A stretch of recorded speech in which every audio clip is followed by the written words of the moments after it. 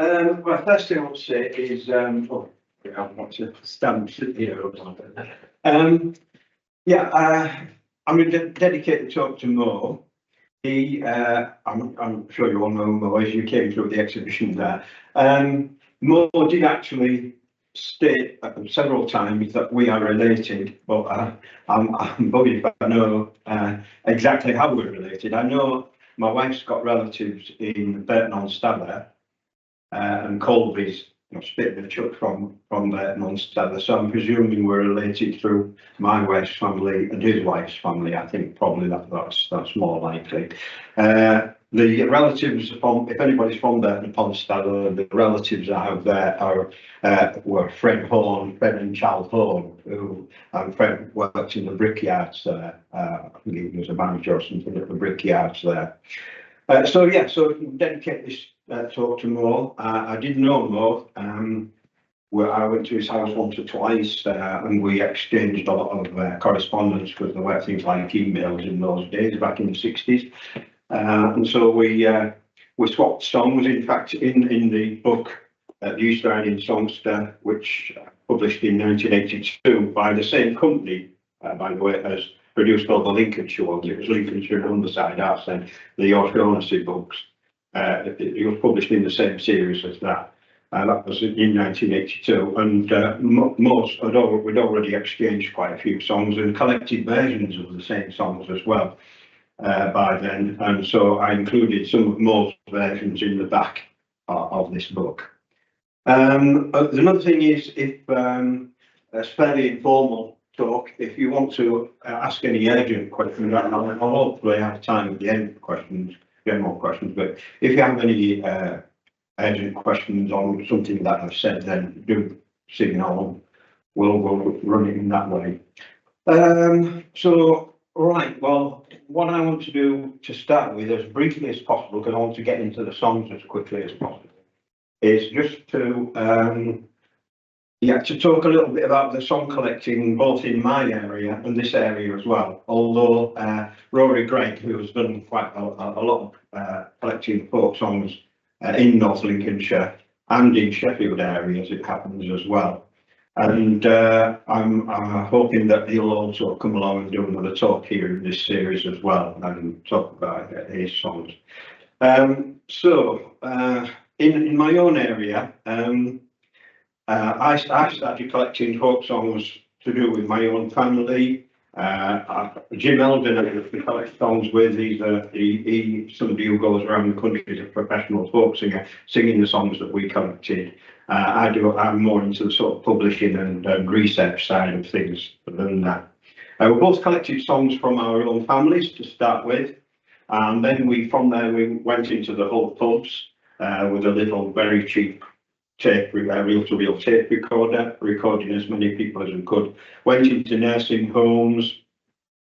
The first song I'm going to sing is came from a whole nursing home, and then out into the East Riding villages, and all of the songs that you're going to hear that I collected were taken in by the British Library Sound Archive about 20 years ago.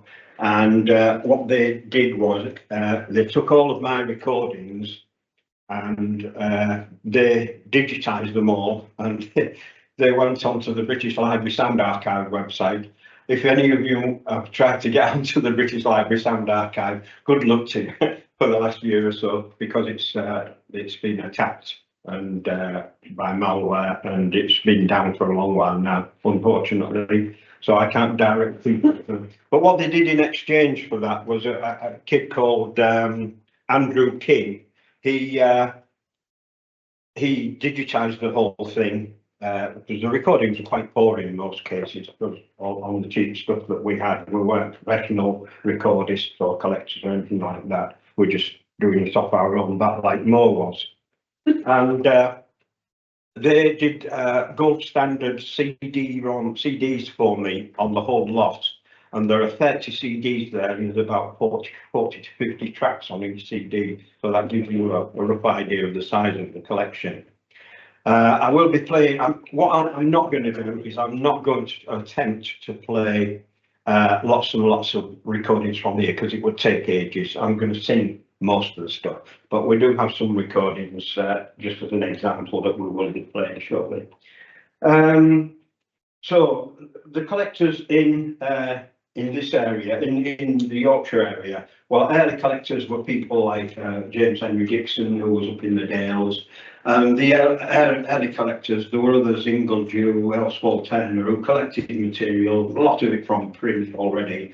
And they weren't published they were published in quite thick volumes with lots of examples in, but they weren't published with chunks. They were just interested in the words as poetry, if you like. So they published those. So we didn't start getting people noting down the tunes and publishing the tunes until people like Frank Kitson came along in about 1890. He was based in Leeds. He did go out collecting stuff himself, but a lot of it came from his friends and family and acquaintances. And he published a book called Traditional Tunes, and then later on published quite a few other things as well. And he published lots of stuff in the Leeds Mercury as well, a newspaper which we've got copies of. I'm going through this very quickly and briefly. I want to move on to the songs. In the 1950s and 60s, you had the Huddlestons collecting, mostly in North Yorkshire, but over into other parts of Yorkshire as well. That's my friend Nigel Huddleston and his wife Mary, who I met quite early on. And they collected lots and lots of material, and they had it transcribed and published in a book called Songs of the Riding. So that's quite a large collection, and we're in the throes of republishing that more or less at the moment as a book in a series of books called the Marathon series. It'll be our 7th book in the series, and it'll be all Yorkshire songs, and most of it will be coming from the Huddleston book, Huddleston collection, which is out of print now anyway, and it wasn't transcribed very well anyway. Some of it's coming from Rory Gregg, who I've already mentioned. Rory collected in the Sheffield area. Some of it's coming from that collection. Some of it's coming from our website, the Yorkshire Garden website, which is www.yorkshirefolksong.net, and that has about 150. Half of them are sort of more recently written Yorkshire songs, but a lot of traditional stuff on there as well. And the others from this book, from my own collection. So those are we didn't take any from this fella's collection here, Paul Danforth. We haven't taken any from his because all of this stuff is still in print, otherwise we would have pitched them. Okay, so that's and then Jim and I came along in the 60s and started collecting material, which is what today's talk is all about. Just very briefly, what happened in this area. Yeah, as far as I know, this is as far as I've traced it back. There were a couple of antiquarians, well, one in particular called Edward Peacock, who was collecting in North Lincolnshire area, the Lincolnshire area in general, really. And I think it was his daughter, I don't think it was his wife, I think it was his daughter Mabel Peacock. And they collected. I don't know if much of their actual archive has survived. Does anybody know? Got quite a big collection here. Right. It's a lot of it is like personal information as well, but also because they collected the local words, Lincolnshire words. They started to collect those. But they did definitely collect a few songs because both Edward and Mabel used to send stuff to the national magazine Notes and Queries, and I've got quite a few stuff from them there. And then of course Ethel Rudkin, whose material is here, yes. Sort of. Some of Ethel's material, and that would be 20th century, 20th century sort of material. Until then, of course, more came along, and people like Bob Pacey and others were starting to collect stuff in the North Lincolnshire area. And then I missed out, of course, in 1906 there were the competitions in Brigg. Percy Granger organising them, and people like Joseph Taylor and George Goldthorpe and George Fellini and people like that, singers were coming along, and you got very famous material like what we got, William Taylor, Duke Fair, all those wonderful songs which we still got recordings of from the Percy Granger recording them on the phonograph. And then Mo, obviously, you know everything about Mo, and then more latterly Rory Gregg. Greg's collection in the Grimsby area, and hopefully Rory will come along and give you a talk as well.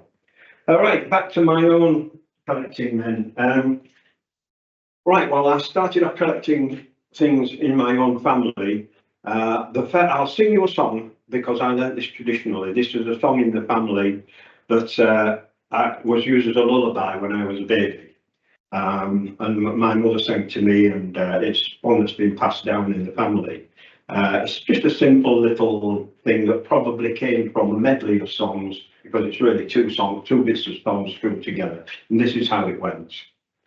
Pally, pally, snow on the ground, the wind was bitter and cold, when a poor little beggar boy came rolling up to a rich man's door. The lady sat in the window so high, and loudly she did call, come in, you poor little boy, and you shall have a warm. And this is the story he told.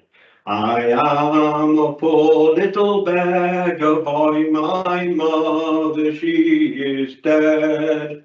My father is a drunkard and will not give me bread. I sit beside the window to hear the organ play. God bless my dear old mother, who's dead and far away. That's all there is to it. A little Victorian weepy. It's two songs.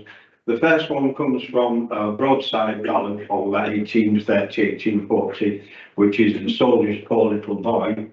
And the second one is obviously to the tune of No Place Like Home. So it's obviously, it very likely was put together as a medley at some point, and probably even had this other song attached to it as well.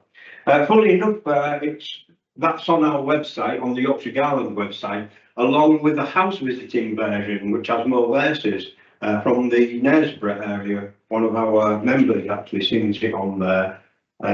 He calls it Haley Paley. And I think another collector from Yorkshire, who I didn't mention, Dave Hillary, I think he collected a version of it as well in the same area. So that's Haley Paley, and so that's one that I've known all my life, and I pass it on to my children, and they pass it on to the grandchildren as well. So that's been in the family for 5 or 6 generations. In my own family, even though they all sang, my grandmother and my grandfather, they used to sing in the clubs and things in the 1920s, and they mostly musical songs, but some crossover, some folky type stuff as well. And then my uncles, who fought in Second World War, they all knew songs from what they call the sods operas, which was the sort of sing-arounds they had during when they were fighting. And so they knew quite a few songs, and some of the songs that they sang there, that you would imagine they would probably all be sort of like the rugby songs and the really crude stuff. But there's some really quite poignant stuff amongst it as well. And I'll play some in a minute. And then my mum, she sang 2 or 3 songs that were in the book. She sang, which we'll be playing in a moment. So I think we'll start by having a listen to. This is my grandmother. She learnt this from her auntie in about 1900, it must have been. And her auntie was from Sheffield. And when you hear what song it is, if you know anything about the Sheffield tradition, which the Davenports here do, definitely, it's the Derby Ram. I know it's called the Derby Ram, but by far the most versions of the Derby Ram that have ever been collected come from the Sheffield area. It's a house visiting song, and it links up with the play The Derby Tuck as well. So it's definitely on Sheffield's right on the border with Derbyshire anyway. So it's right in the Sheffield area, and this is a version of my grandson, the Derby Ram. Track 1. Right. Yeah, track 1. Sorry. Yeah. I was going to Derby upon a market day. I saw one of the finest lambs that ever was fed on hay. Right, right, fall diddle I-de-o. Right, right, fall diddle I-de-o. It had 4 legs to walk on, it had 4 feet to stand, and every foot that it put down, it covered an acre of land. Right, right, fall diddle I-de-o. Right, right, fall diddle I-de-o. The horns that grew upon its head, they reached up to the sky. Where eagles built the nest, you could hear the little ones cry. Right, right, fall diddle I-de-o. Right, right, fall diddle I-de-o. The dawn that grew upon its belly, it trailed to the ground. And it was sold in Derby for £1,500. Right, right, fall diddle I-de-o. Right, right, fall diddle I-de-o. The man that kinked the lamb, sir, was drowned in its blood. The man that held the basin was washed away with the flood. Right, right, fall diddle I-de-o. Right, right, fall diddle I-de-o. There we are, now, thank you. What you didn't hear on that tape was immediately, lovely grandma. That was recorded in 1967, and I say that's from the Sheffield area. My Uncle Harold was a bit of a card. He knew hundreds and hundreds of jokes. He was one of these life and soul of the party types. Knew lots of crude material, rugby type songs, which I collected, which I've got recordings of. But this is one that goes back at least to the 17th century. It's one of those songs that has been, there's lots of versions from the 17th century that contributed to this particular song. And it's been in oral tradition and crossing over with print for 4 centuries. And it was taken over to America and became a song called The Butcher's Boy in America. And I think this particular version of the song then was brought back to this country by American soldiers, maybe during the soldiers that came across in World War I and possibly in World War II as well.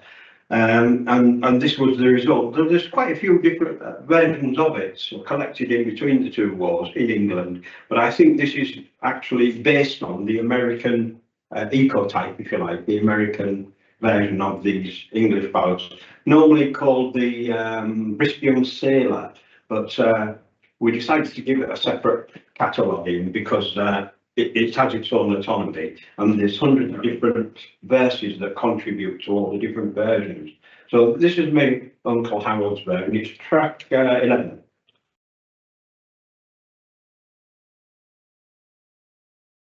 From World War II. A man returning home one night once found his house without a light.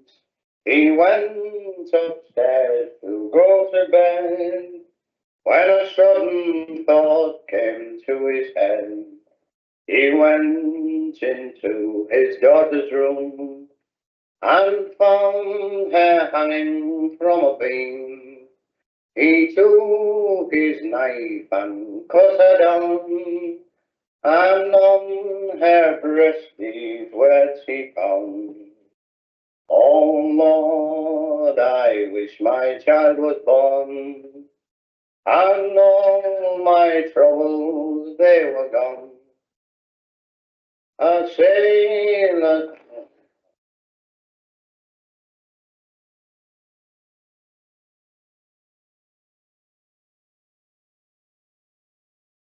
Oh Lord, I wish my babe was born, and smiling on his daddy's knee, and me, oh Lord, was dead and gone, with the green grass growing over me. And my sister actually picked up that particular verse, which is sometimes used in a chorus, and it occurs in other songs as well. It's what we call a floater, or a commonplace verse. And my sister, when I was at school myself, She'd learned that verse in the playground herself, and there are lots of different versions of it as well. So we normally, that last verse, it's normally known by that title, Die for Love. As I say, it goes back a long, long way. This is my mum singing. Mum died 2 or 3 years ago. She was 98. And I think she said she picked this up on the pub coach trips that used to go out from the pubs in Hull, and that's where she'd heard this. But it's a well-known song along the East Coast mainly, although it's known all over the country. It's a song called Still I Love Him. By the way, do join in the choruses. Join in the choruses as well. This is her singing. Unfortunately, no matter how much I tried, I could not get her to sing with her natural voice, which would be just like I'm speaking to you now. She would insist on putting on her telephone voice. So I'm sorry, apologies for that. Oh, by the way, she was born just across the road from a tan yard. Normally, it's somewhere, he works at the tan yard for 10 bob a week. Normally, he works at the pit yard for 10 bob a week, or he works on the dockside for 10 bob a week. It's normally part of the fishing community. But I say she was born just across the road from Hodgson's Tan Yard down their street in Hull, and he works at the Tan Yard, his hair version.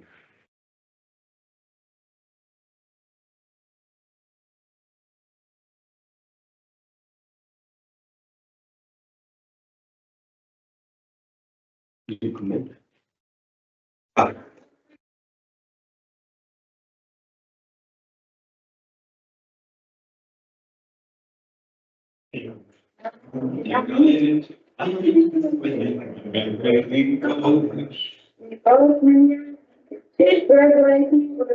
Before I could use it, surely you said, but still my love, I'll deny it.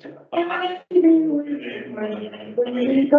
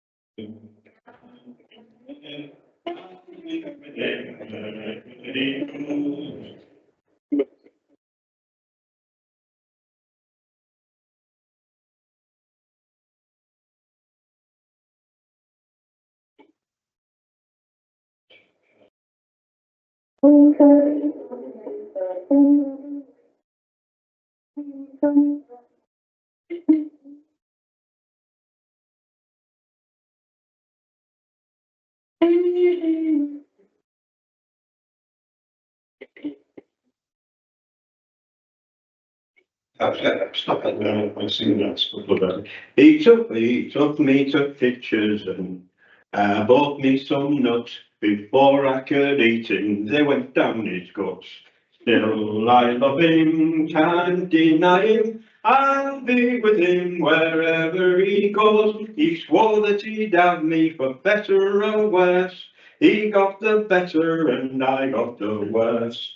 Still I love him, can't deny it. I'll be with him wherever he goes. And yeah, so there's quite a few verses there. It's not a very good recording. So right, well, we'll move on to once we started with Jim and I. Jim's family as well also sang and knew a few dances and things and fiddle tunes and stuff. And so we both started by collecting stuff from our own families. And then we started going a little bit further afield into the pubs locally and into old people's rest homes as well. And this one actually came from a lady called Ellen Bray. And she was, I don't know, I didn't say that. I think she was pretty old, in her 80s, I think. And I was going out with a granddaughter at the time, and she sang this. Now, I haven't, most of the songs that we're going to be singing and looking at today are fairly simple ditty sort of type songs, without a great story to them. Very few of the songs that we've collected are of the old ballad type, you know, the sort of 20, 30 verse ballad type. Those are pretty scarce nowadays, and in the 1970s, even 1960s, they only existed in certain communities, and so we very rarely came across one. But I have one here. If you'll bear with me, I'll sing the whole thing. It's 20 verses. The thing about this is, although it was recorded in a whole rest film by Mrs. Bray, from Ellen Bray, she was originally from Lincolnshire, and she learned this from her father in Lincolnshire. So I suppose really it's a Lincolnshire song, but it's a ballad. It's nice. It's Lord Bateman. The tune might change as I'm going through, but I'll try and stick. I don't read music, by the way, but I know roughly what the tune is. Lord Bateman was a noble lord of high degree. He shipped himself on a great ship, some foreign country he would go see. He sailed east, he sailed west, he sailed into proud Turkey, where he was taken and cast in prison until his sweet life was so weary.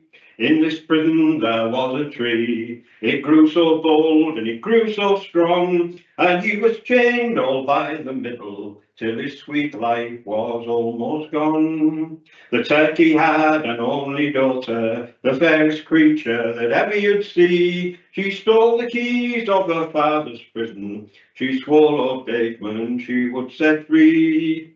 Oh, have you got lands and have you got houses? And does Northumberland belong to thee? What will you give to a fair young lady, if out of prison she'll set you free?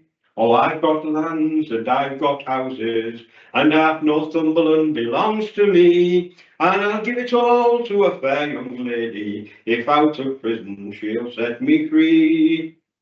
She took him to her father's castle, and they drunk of his best wine, and every health she drank unto him. I wish, Lord Bateman, that you were mine. For 7 long years they made a vow, for 7 long years they kept it strong. If you will wed with no other woman, then I will wed with no other man.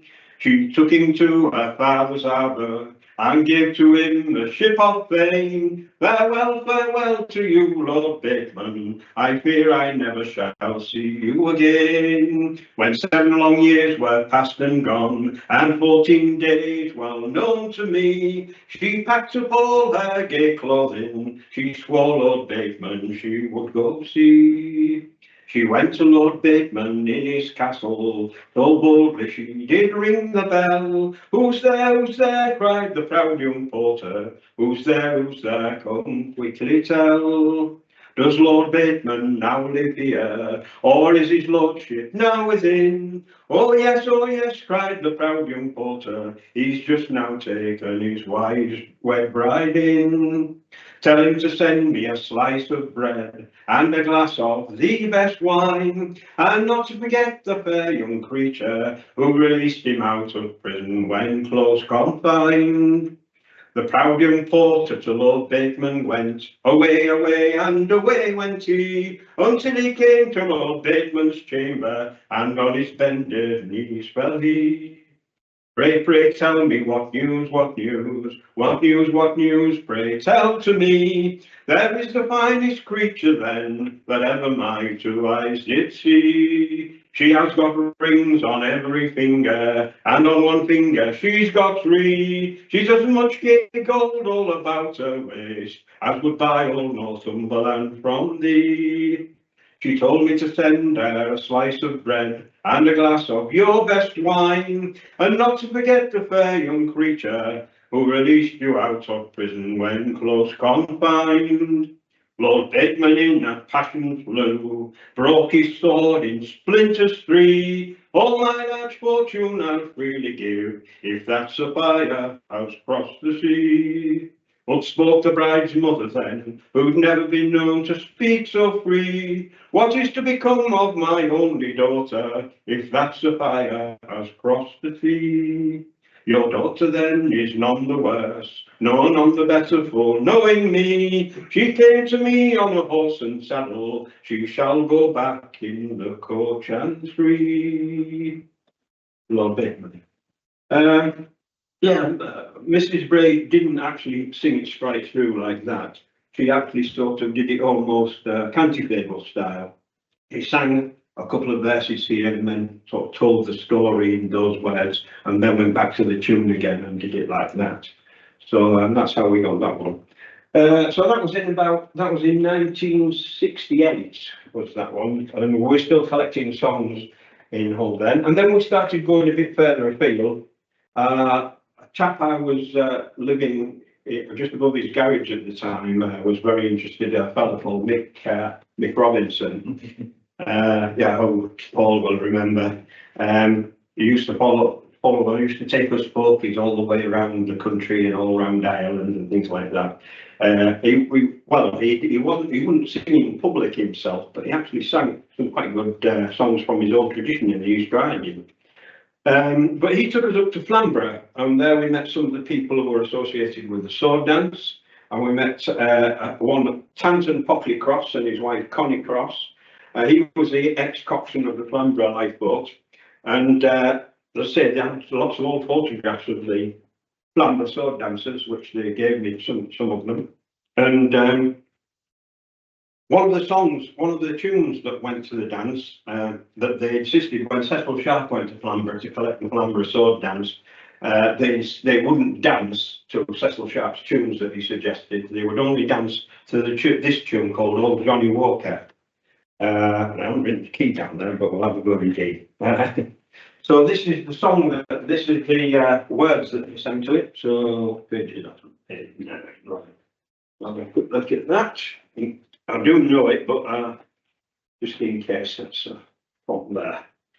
So these are the words to the song. The tune, of course, a lot of the East Riding customs, as Paul will tell you, because he's collected some of them, to do with the dancing, the sword dancing and the plough lads in East Yorkshire.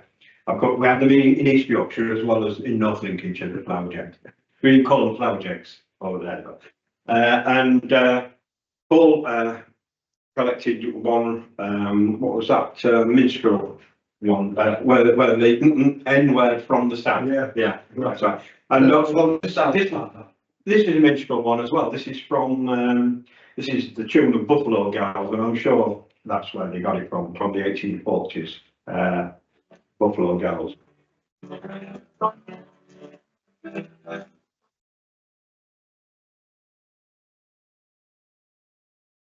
All Johnny Walker's dead and gone, dead and gone, dead and gone. All Johnny Walker's dead and gone, died no more. He used to steal on stocks and rails, stocks and rails, stocks and rails. He used to steal on stocks and rails to make a fire on.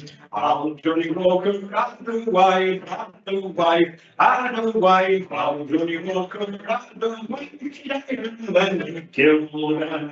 After that she rose again, rose again, rose again. After that she rose again, the younger children. The sweet children went to slide, went to slide, went to slide. The sweet children went to slide on the summer's day. The ice broke and they all fell in, all fell in, all fell in. The ice broke and they all fell in,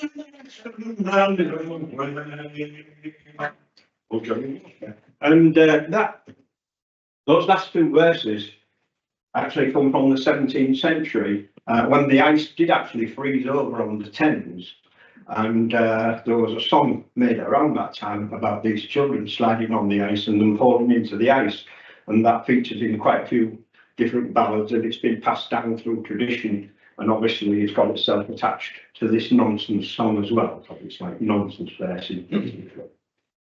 So that was Flamborough. We went up to Flamborough, and then there's an interesting little one. Most of the songs about the countryside are sort of in the general repertoire of sort of about farming community, are either idealised stuff that have been written in the cities, or they're about country bumpkins and taking a rise out of country people in general. This one isn't. This one's I don't find the right page, but I do know it. But when you get to my age, you do occasionally need a prompt. So this one's called A Country Life for Me, and it's got a chorus. I do join in. It goes, then a country life for me, my lads, and a country life for me. I'm working away in the fields all day, and a country life for me. And as far as I know, it's unique, but some of the lines in the verses do occur in other parts of the country, in other similar songs. But it's a sort of Yorkshire dialect type piece.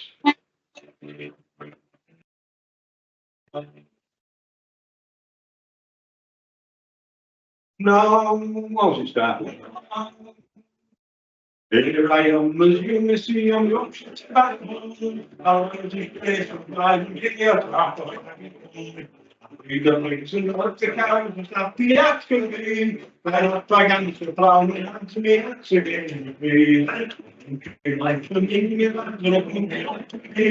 I'm working away, you like for me. So I'm Portland here, it's a to fat bacon. They wouldn't taste of fundy treatment that could then taken. What I'm putting smaking up, we eat some batteries.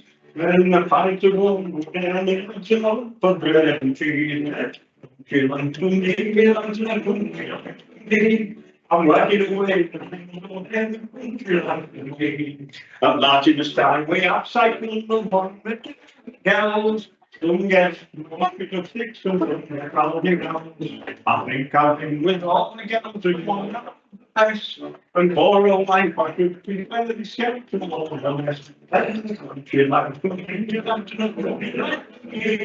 I'm working away in the beautiful country life for me. Someone call me on drums when it's a tough comes, and when they start to play the games, I'm trying to think. And if you try it on with me, I'm thinking. When I said they get no far, I give them a something. Then a country life for me, country life for me. I'm working away in the country life for me. That was recorded in 1969 from a fellow called Jack Talbot, who was from Middleton on the Wolds. Yeah, so we're starting to go out onto the Wolds by then. As you know, like in the Lincolnshire Wolds, you've got the Yorkshire Wolds, and that's different from the flat parts. The farming's quite different in the hilly parts to the flat parts. And then the folk club that I was part of, we at that time in the early 70s, late 60s, early 70s, we had what we call a folk show, like something similar to what Folklinks is doing now. And we used to go out into the countryside, into the villages around about and put on a show, we'd sing songs, do mummers plays, dance demonstrations, we'd do a sword dance and all that sort of thing. And we're invited by the Aldborough, which is on the coast between Withensea and Halsey, the Aldborough Women's Institute, to come and entertain the villagers out there. And so we went and we put on the show, and then afterwards, Jim and I, who were in part of the touring team, sort of said, you know, do any of you, because quite a lot of older people there, so do any of you know any old songs? And an old lady called Ethel Grinsdale said, I know a few songs, and so I said, can we come and visit you and have a chat about it? Which is, you know, one of the ways that you get to know who sings and who doesn't. So that's how we came across Ethel, and she must have had a repertoire of about 30 or 40 songs, and which is quite a sizable repertoire for then. And Jim and I went and we recorded her, and one of the songs she sang was even older than any of the other songs I've mentioned. In fact, it was two songs joined together.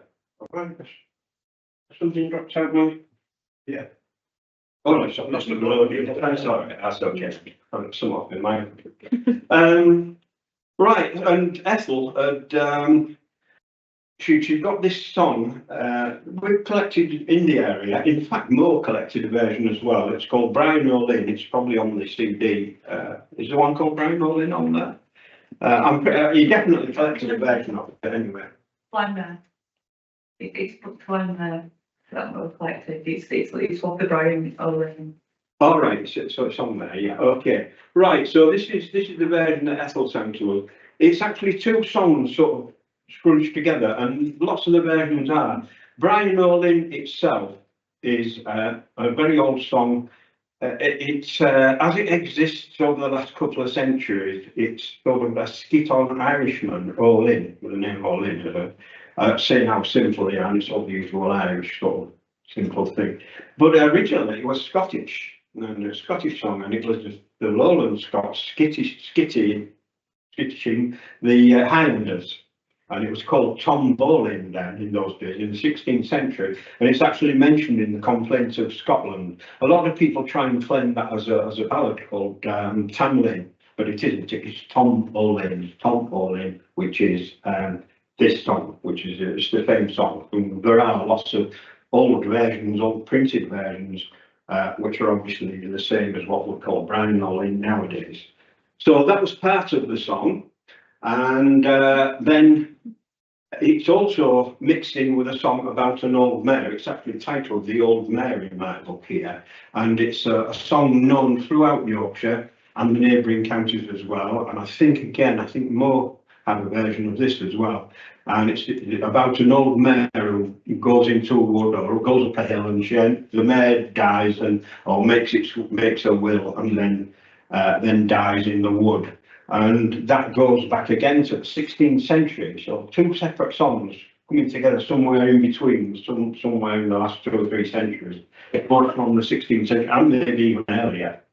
And so I'll sing the song. I mean, you can pick out the bits which are Brian O'Lynn, with the bits which are, in fact, the best 2 verses are solid Brian O'Lynn stuff, and the others are from this Old Mare song. But Ethel had them, and the chorus varies quite a lot. In some versions, the name of the fair in the chorus can be any of the local host fairs or any of them. It's different from version to version, differs.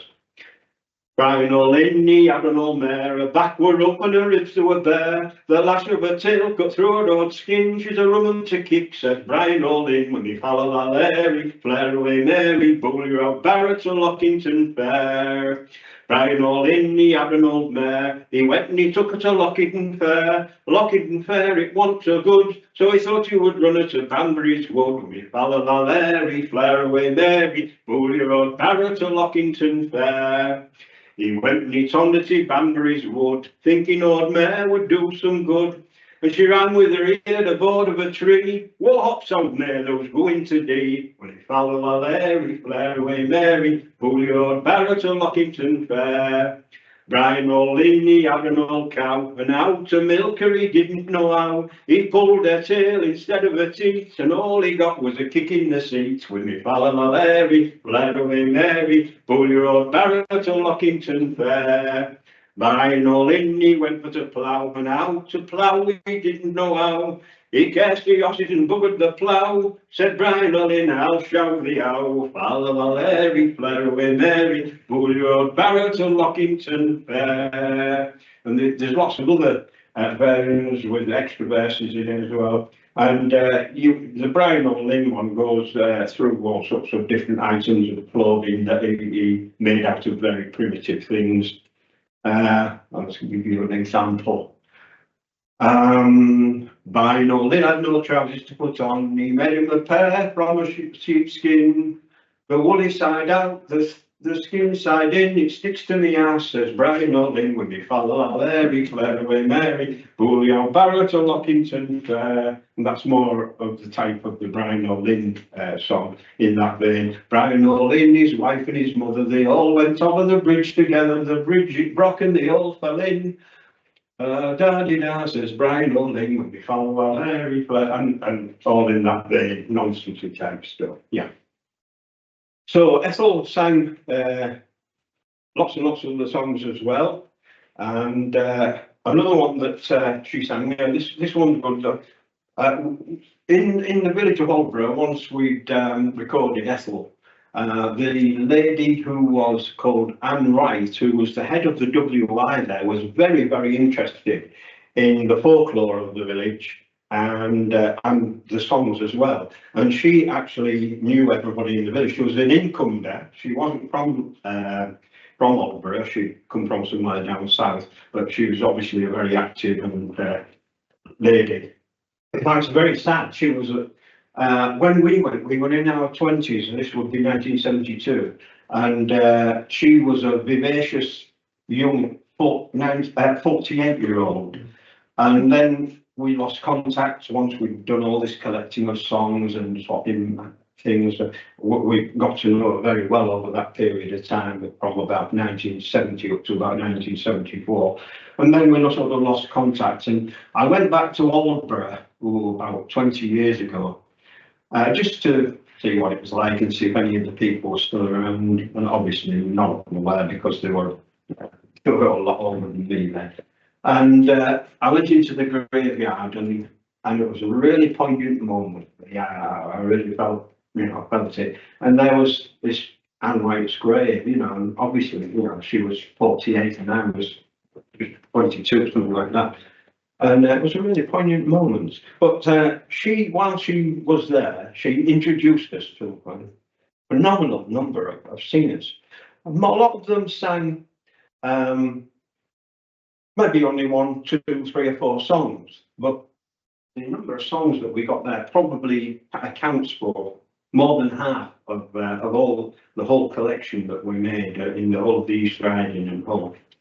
And another song that we collected, believe this, Ethel was off the Wolds. She'd come from the Wolds originally. Now, I mentioned the Wolds, and it's the same in Lincolnshire, I'm absolutely sure. Holderness is the flat area in between the Wolds and the sea. And it's very much sort of pig farming, arable farming, smallish farms, some of them are big estates. But on the Wolds, they're nearly all big estates, sheep farming, there's quite a bit of arable farming. The soils are very thin on the Wolds. So that's why you've got places like Beverley and Driffield, because they're market towns, but the market produce from the Wolds, with the market produce from the flat area, the Holderness plain. And so Ethel had quite a different repertoire to the people who, actually the other singers who were in Aldborough. But one song from people living within 20 yards of each other, we got 3 completely different versions with 3 different tunes of this next song called An Acre of Land. Now the song itself is an ancient song, not in the form that we got it and it's being sung there. It comes from a child ballad called The Elfin Knight, which goes back at least to the 17th century, if not a lot older. And that evolved into a song that you'll all know called Scarborough Fair, which Simon and Garfunkel recorded a version of. And then sometime during the 19th century, it is different enough, this song called An Acre of Land, it just, if you remember about Scarborough Fair and the Elfin Knight, it's like a riddling song. You've got the knight asking her to make him a cambric shirt under impossible conditions, and she counters that by saying, well, you plough me an acre of land and do it in an impossible way. The song An Acre of Land utilises just the ploughing the acre of land part of the song, so it has nothing to do with what comes before it. And so it must have been, although you can follow the steps in between the different versions over the centuries to get to An Acre of Land, how it evolved. Somebody at some point has changed the person involved and changed it into a sort of a sarcastic comment about inheriting your father's farm. If you're the youngest child, you inherit bugger all practically. So this is what the Acre of Land has come out as. And we got 3 completely different versions. Ethel's version was, if I just quickly find whereabouts in here, so I get the right tunes. Yeah, Ethel's version was, I'll sing a bit, I won't sing all of it, but I'll sing a bit more of the next version after that. My father left me an acre of land, I and I over. My father left me an acre of land, and a bunch of green nettles and clover. I ploughed it out with a drove of cats, I and I over. I ploughed it out with a drove of cats, and a bunch of green nettles and clover. And then, just living around the corner, we got to know another chap who had an equally large repertoire, a chap called John Hodgson.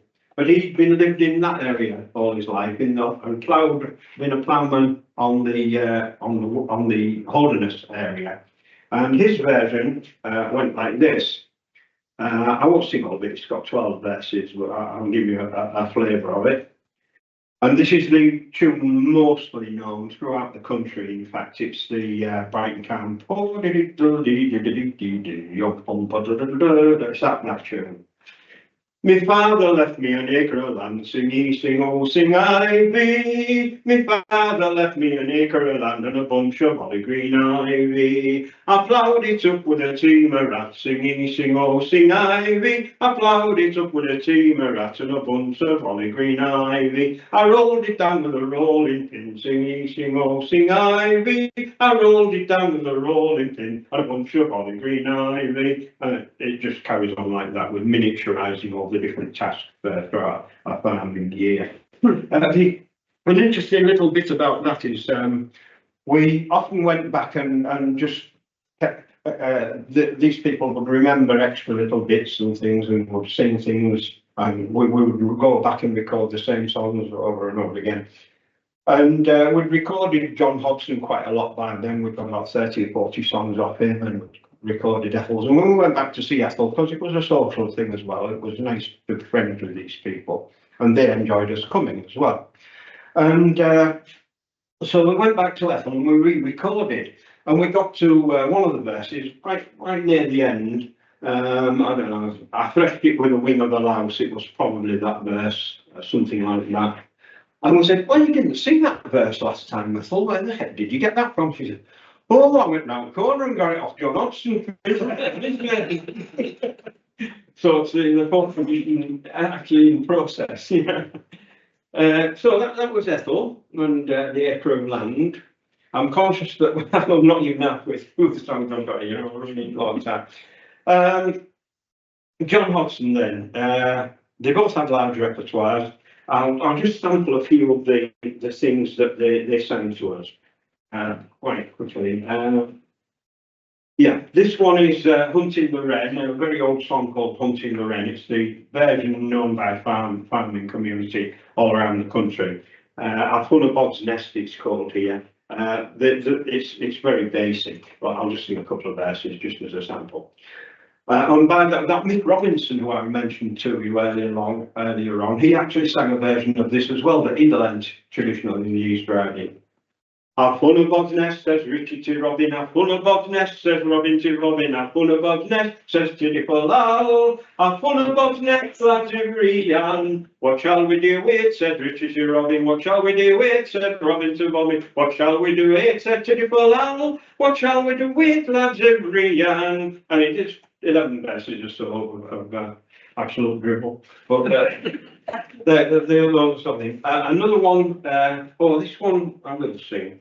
It's a bit of fun and it's got a good chorus. This one's called The Rolling Stone Gathers No Moss, and it's still being sung. Maybe yeah, I know this one. Yeah, so I've got a chorus, and the chorus is Tooraloo, tooralay. If the chorus was right, I could sing it all night. Tooraloo, tooralay, for a rolling stone gathers no moss. And it's one of those songs that everybody knows a few verses on, and the tune is obviously very familiar, called Villikins in this Diner tune. A very well used tune.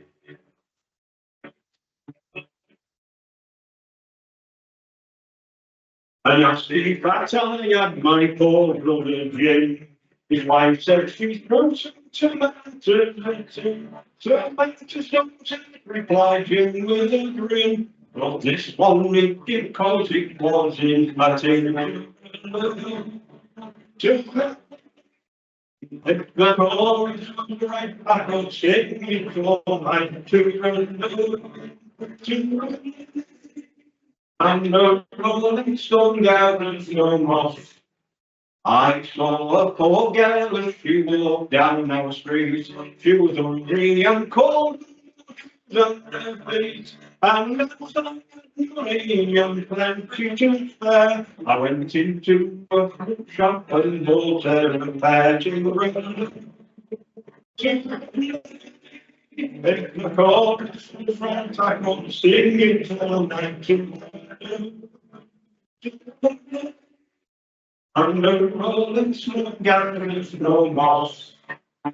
I saw a poor man, he was tattered and torn. He was eating the grass on the garden lawn. I say, if you're hungry and last and back, the grass is much longer around the back. If the chorus was right, I could sing it all night to and the rolling stone gathers no moss. I called on my girlfriend and she was Miss Brown. She was having a bath and she couldn't come down. She said, I slip something on and be down in the tick. She slipped on the soap and by God she was free to run. If the chorus was right, I was singing it all night to and the rolling stone gathers no moss. There's another couple of verses, but you'll get the idea. Yeah, so got paper and land. Right, the Rolling Stone. Yeah, mutton pie. This is one. John Hobson's again. One that everybody knew a few verses of. Everybody, all the farming people and the community out in the East Riding knew a version. There's a version also in Mo's collection of mutton pie. It does overlap into other counties. Paul's collected a version of this where it isn't mutton pie, it's a pig involved. That same thing happens too. And it spreads right over into County Durham and over into the West Riding as well. But every singer that we came across knew a few verses of this in the East Riding. Come me bonny lads, if you want to learn to plough, go on to Farmer Brown's and he'll show you how. If that there be true, lads, as I've heard him say, he wants you to plough for an acre in a day. Chorus, to me whack, fall the diddle all the day, to me whack, fall the diddle all the day. Our old gaffer, he went to the fair, he bought our rosses and Jan was a mare. Jan was blind and t'other couldn't see, till round his house where his ear ought to be, to me whack.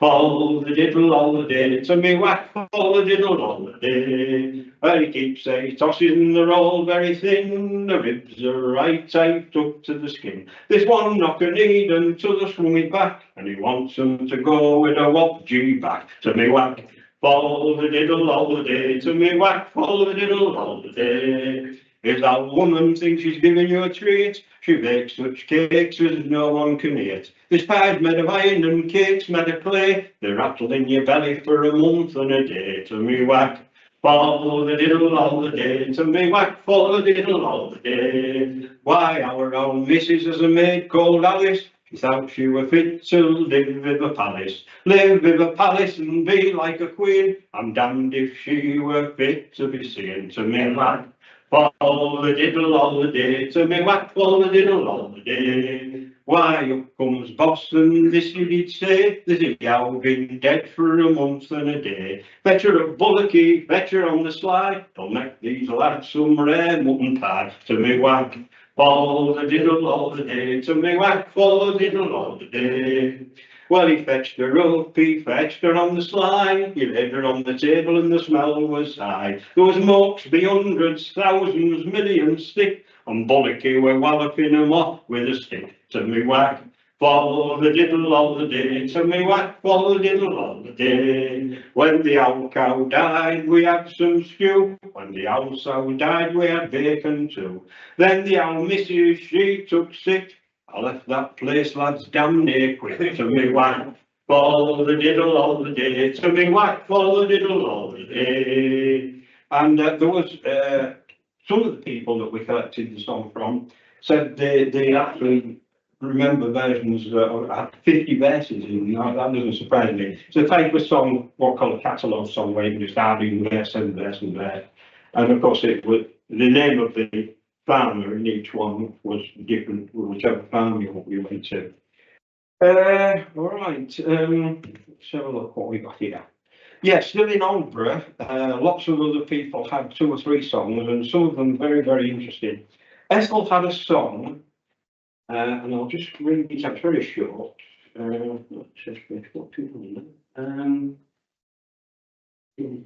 What's some of this?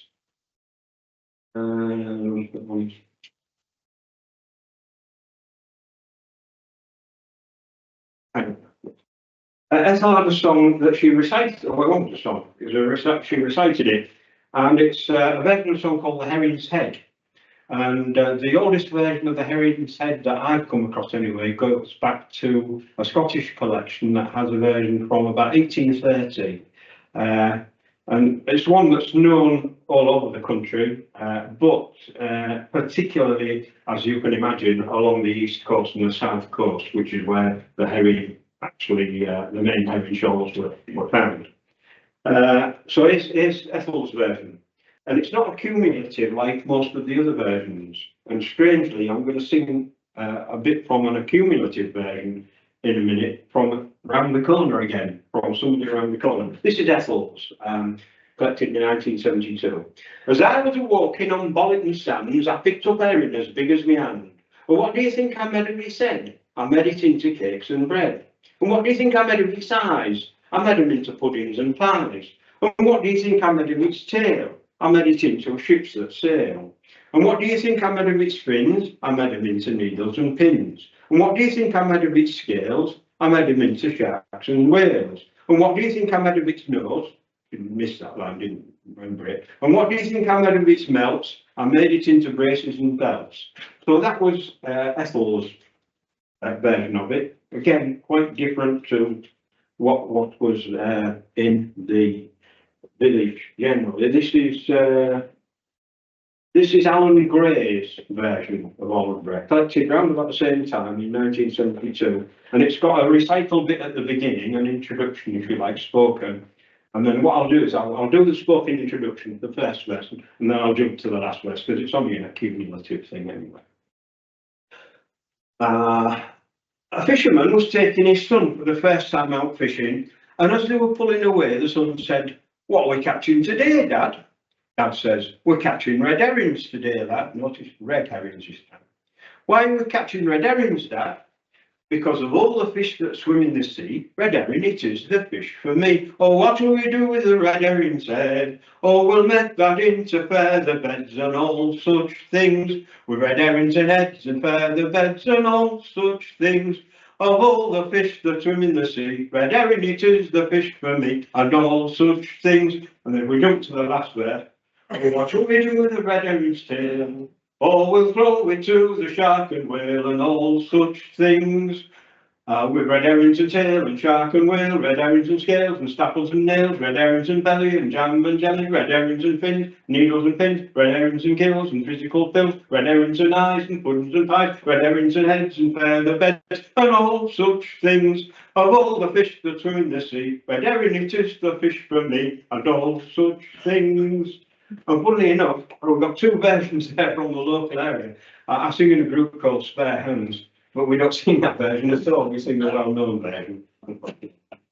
Right, so that's right. Yeah, I'll just drink snatches on now because I'm conscious of that. Well, it's actually the talk was for an hour. I'm quite happy to go on until 2:30. But this time I sort of designated for any questions, but if there aren't any, I'll just plow on. Anybody got any questions at all? No, I'll on this. Right, you all have to go till 2:30. Yeah, right, okay, all right. This is I wish they'd do it now, which now in the East Riding, now I'm sure the same thing happened in North Lincolnshire as well. The Irish during the 19th century and the early 20th century, teams of Irish people used to go around the farms and offer their labour, seasonal labour on the farms at harvest time and that sort of thing. And so a lot of their songs were picked up by the local farm workers as well. And this is no exception. We've had this one. I collected a version in North Yorkshire as well, exactly in the same way. This one says, "I was born in Sweet Killarney," as the first line, and the other version was somewhere else, a different place in Ireland, so obviously a different version. I'll just sing the first verse just with a sample. I was born in Sweet Killarney one day when I was young. That's just a simple reason why the blarney's on me tongue. Sure, the night was dark and stormy, and the rain came pouring down. And old Nurse Judy Carney lived a long way out of town, where my father got a donkey out and off went in a crack. Without Nurse Judy stuck behind, he very soon came back. For I was a pretty baby then, the neighbours did allow. The girls would come and kiss me then, I wish they'd do it now. Oh, I wish they'd do it now. Oh, I wish they'd do it now. Oh, the girls would come and kiss me then, I wish they'd do it now. A finer lad you never saw, the likes you ne'er could find. Me hair was long and glossy and hung down in curls behind. Sure then the girls, they'd turn me up and catch me like a ball. I wouldn't let them do it now, in case they let me fall. But when the summertime did come and bathing did begin, sure the girls, they'd put on bathing suits and with them I'd go in. They'd swim with me upon their backside, wrinkles on me brow. I was a little baby then, I wish they'd do it now. Oh, I wish they'd do it now. Oh, I wish they'd do it now. Oh, I was a little baby then, I wish they'd do it now. But when I used to cut me teeth, I used to cry all day. So sure then the girls, they pity me, I'd oft times hear 'em say, does your blessed little Tootsie woos and does your toothies ache? I'd stare straight in their faces then because I couldn't speak. They'd feed me on the bottle in a most peculiar way. They'd shove it down me throttle and I'd have to suck away. They'd rock me in the cradle and if I kicked up a row, they'd take me in to sleep with them. I wish they'd do it now. Oh, I wish they'd do it now. Oh, I wish they'd do it now. Oh, they'd take me in to sleep with them. I wish they'd do it now. That was from Freddie Baird. Oh, and another one. Steve, can I just ask? Yeah. That is the chorus is shared with a song called The Captain and His Whiskers. Yes, that's right. That's probably where it came from. Which I was going to say. Yeah, I think that the musical song Captain and His Whiskers is probably the original of the tune and the style of chorus. Yeah. Because it's not a particularly old song, I don't think. I've seen the Irish versions in the Irish music magazine from the 19th century, but late on the 19th century. Captain with His Whiskers is, I think, about 1870, something like that. Yeah. Rumsy Bumpsy. This might. The Copper family. Some of you will have heard of the Copper family from Sussex. They sing a version of this. I'll sing the whole one. Yeah. I once be caught a charming lass, she tickled. Actually, I'll just have a quick. I once be caught a charming lass, she tickled me fancy well. Her name was Skinny Millis and man was Tommy Bell. And when I went to courting her father was always at home. He said if I catched up with her again I shall tickle thy bottom. Way me rumsy bumpsy, and me rightful hoorer there. Me rumsy bumsy tiddly umsy right below. Why me and Liz without a plan, without it just the thing. If I should up to the window and she should let me in, she chittered and chat. Till at last the work was done. Then me foot slid through the window and I tumbled and cut me bum. Way me rumsy bumsy eh, and me right below day. Me rumsy bumsy tiddly umsy right below day. Why they took me home in a wheelbarrow, for that I didn't care. Me father and mother were both at home and looks knew they did stay. Me brother, they'll come running in, he says, what has that done? I said that foot slipped through the window and I tumbled and cut me bum. Way me rumsy bumsy eh, and me right below relay. Me rumsy bumsy tiddly umsy right below relay. He took me to the doctors, there I told me case. He stared, I stared him in the face. I thought we were making a fool of him begun. But I knew he was making a bigger of me when he turpentine me bum. Way me rumsy bumsy eh, and me right below relay. Me rumsy bumsy tiddly umsy right below relay. Yeah, they took me to the surgery, there after I told me case. He grabs a mustard plaster and he slaps it on me edge. Now as I'm going down the street, kids after me to run, saying there goes a man with his leg in a sling and he's only got half a bum. With me rumpsy bumpsy eh, and me right below relay. Me rumpsy bumpsy tiddly umpsy right below relay. Yeah, this one, I'll have a go at it. It's a little bit rude. Now, if you can imagine two 20, 21, 22-year-old lads going around collecting folk songs from an 85-year-old lady who sang this next song with absolute relish. And although we were over the moon to actually get it, that's an extremely rare song. You'll probably see why when I sing it. When I was out walking one fine summer's morning, a charming young gent I chanced for to see. He talked to me sweetly and told me some stuff, and before me he saw that I carried a muff. It's mine to wear it, so don't you come near it, to rip or to tear it, me beautiful muff. The inside is red and the outside is rough, all lined with red velvet, me beautiful muff. He asked me to partake of some whiskey and wine, and being so generous, how could I decline? The wine being sweet, I fell asleep soon enough. I did as he liked with me beautiful muff. It's mine to wear it, so don't you come near it, to rip or to tear it, me beautiful muff. The inside is red and the outside is rough, all lined with red velvet, me beautiful muff.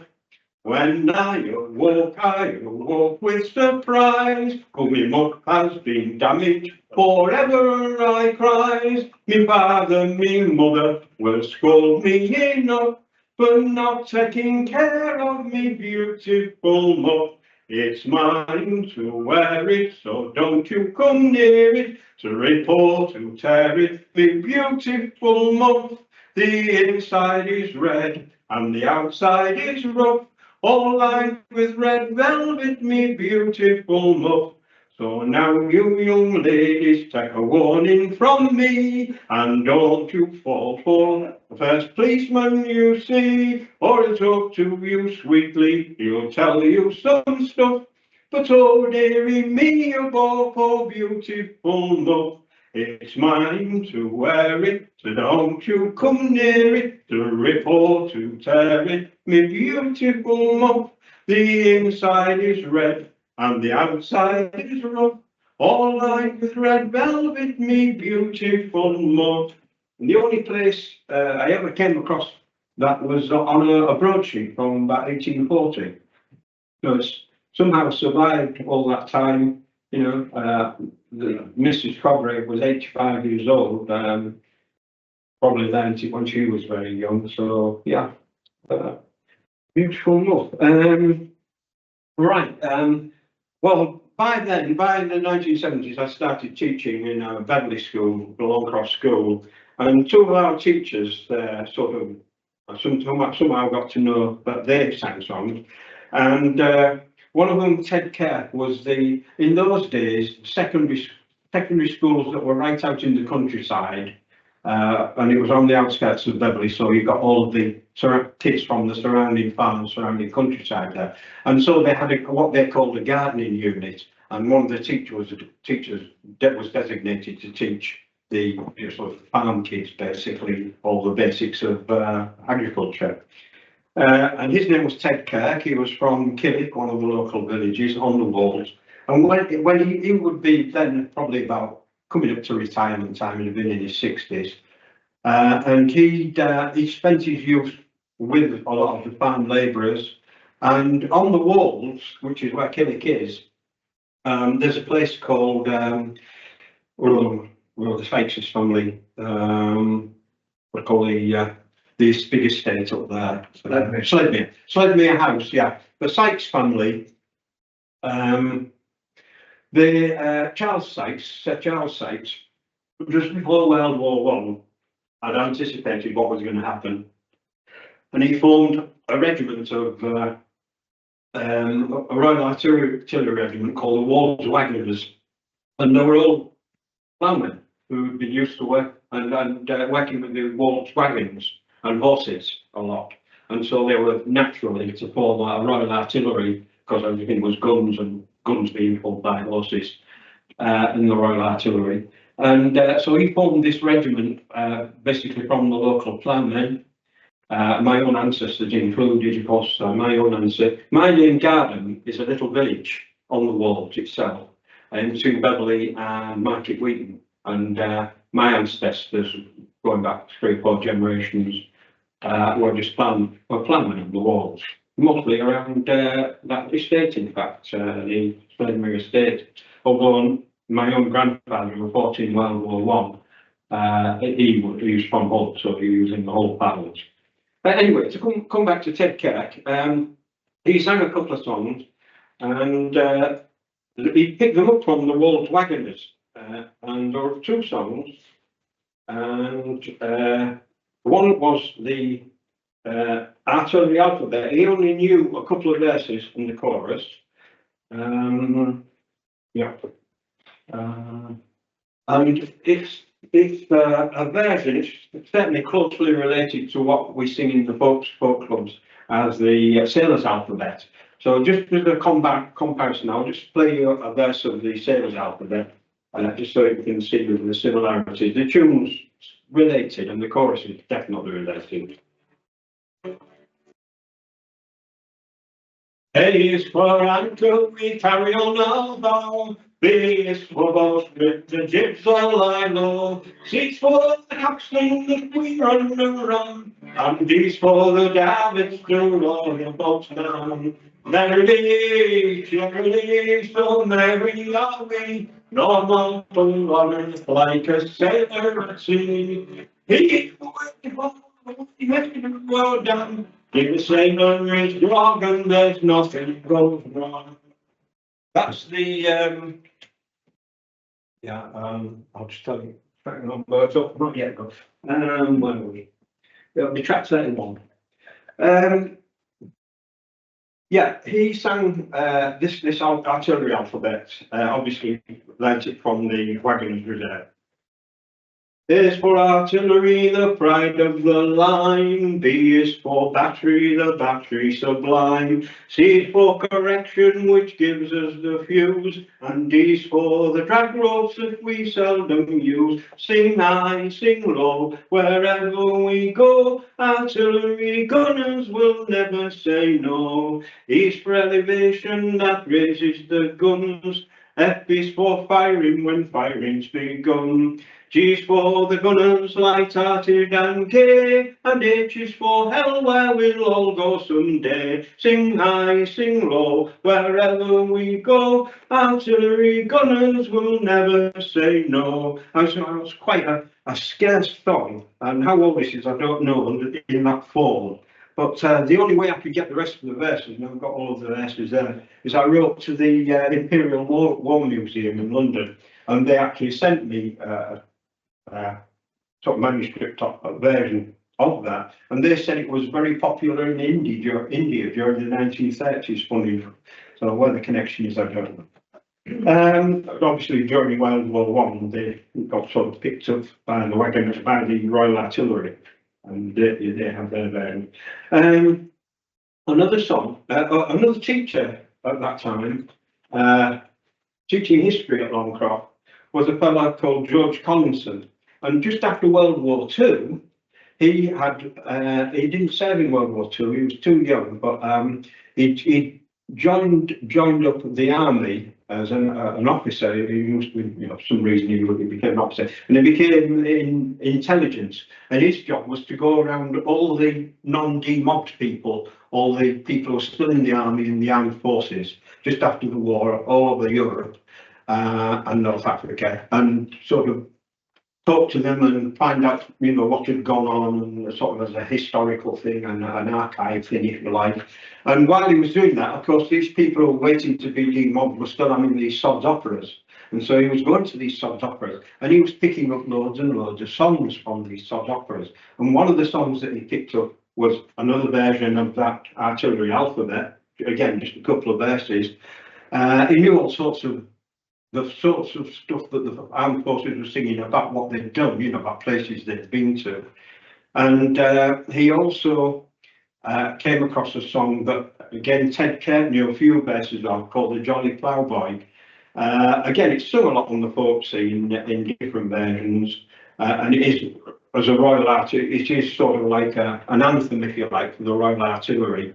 It only dates from about 1888, something like that, and we know that, although there must be somewhere an original sheet music, it's definitely something that's come from, sort of not necessarily musical, but the sheet music world, commercial world, or in the 1880s sometime. And we know that because it was being sung.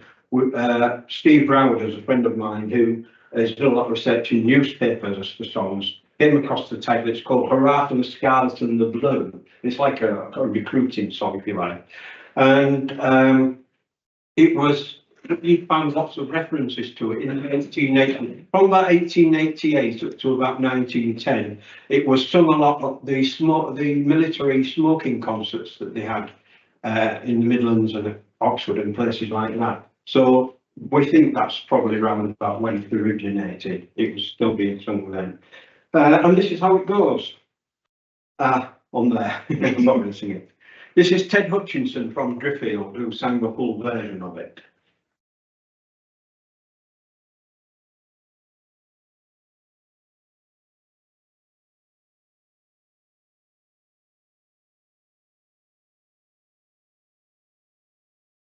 This is the only song Ted sang to us. I heard it, right? And when you let it, I once was a jolly ploughboy, with the fields all day. When a very funny thought came across my mind, I thought I'd run away. But I'm sick and tired of the country life of the place where I was born. So I've been and joined the army, and I'm off tomorrow morning. So I'll put the scarlet and the blue, say the helmet's glistening the sun, and the banners flash like lightning to the beat of a military drum. And the flag is in dear old England, proudly waving in the sky. And the last words of my comrade will and will die. But the one little girl asleep, keep behind, and that is my belly dear. She said she would be true to me, I be born dear. And when I come back from the foreign shore, oh, happy I will be. That's my Dolly, but just gonna thought it's wife she'll be. Good luck. Yeah. Yeah, there was 3 verses, and of course there was a particularly full version. So that's the Johnny Ploughboy then, which of course became in the 60s and 70s. It became the IRA version, which dates back to the 1916. What was that one? Your helmets glisten in the sun. All off to Dublin in the green. That's it, all off to Dublin in the green. Thanks, yeah, yeah. We're all off to Dublin in the green, where the helmets glisten in the sun, and something like that. I've never really seen that. What I'm going to do, I'm going to finish with one of the last songs that we collected. I had a Cayley band for 30 years, and a Green Ginger band, and over those 30 years, you can imagine there was quite a changeover of personnel from year to year. Probably I had during that time probably about 30 or 40 different musicians coming and going and overlapping, I think. But at one point, I had a whole Irish family who were part of the band. Chrissy Rowe and Arthur Rowe were no longer with us, and they wanted to go off and form their own band, and so fine, do that, and sort of left me with only 1 or 2 musicians, and I needed a lead musician. And I was in touch with all the other bands and musicians in the area, and so I was asking about, see if there's anybody appropriate. And an accordion player in one of the other bands says, there's this young lad who plays in the Hull accordion band's interested in joining in or something like that. Name was Andy Watson, and he was a lovely, he still is a lovely accordion player. He plays along with us occasionally, plays in a band we might have heard of called the Hillbilly Troupe at the moment. And he joined our band and became our lead musician for 20 years or so. And halfway through that period, he said, I've got this old tape in the loft. And we were playing, it's when he was playing with the Hull Accordion Band, which is where he liked to play the accordion, and playing with the Hull Accordion Band. And they'd been entertaining some old people at Hull Guildhall, and they'd been recording the whole session, and they'd gone off to have their lunch and left, fortunately for me, left their tape recorder running. And when they'd all gone off, this old lady just out in the blue just stood up and sang this next song. And it's a unique song in many ways. Some of the verses do actually, it's called Heaven Road Jail, and some of the verses are actually from the general stock of prison songs that were printed on broadsides. But it's unique in that the chorus and the tune and everything don't relate to any of the other jail songs. So I've got a nice chorus. They'll pick it up as we're going along, and it's on our next CD. In fact, it'll be on our next album. It starts with a chorus. All around old Edinburgh Jail, where you do no talking. All around old Edinburgh Jail, when it is entirely open, has your mailbags in your cell. Take warning what I say, it's a bloody rotten prison for a soldier. Now the soldier bit, we think dates back to about round about the First World War, when Heaven Road was used as an overflow prison for soldiers who, done some sort of misdemeanor. And this particular soldier was doing 6 months in Heaven Road Jail. At 6 o'clock, the bells do ring for every man to rise, to wash and scrub his little cell and the place he occupies. At 7 o'clock, skilly comes in, skilly boiling not. It's sometimes thick and it's sometimes thin, and a pint is all you've got. Chorus, all around old Edinburgh Jail, where you do no talking. All around old Edinburgh Jail, when it is entirely open, has your mailbags in your cell. Take warning what I say, it's a bloody rotten prison for a soldier. At 8 o'clock the screw comes in, shoves you through the door, and hands to you a scrubbing brush to scrub the prison floor. At 9 o'clock the screw comes in, with needles for us lads, and there we sit until lights out, sewing up hessian bags all around old Edinburgh jail. Where we do no talking, all around old Edinburgh jail, when you tease in Ontario come, hessian mailbags in your cell. Take warning what I say, it's a bloody rotten prison for a soldier, and the Edinburgh prison smells, and the bells are made of brass. Now I've done my 6 months, you can stick it right up your round old Edinburgh jail, where you do no talking, all around old Edinburgh jail, when you see in Ontario come, hessian mailbags in your cell. Take warning what I say, it's a bloody rotten prison for a soldier, and Edinburgh prison smells, and the bells are me. I've just done that verse, haven't I?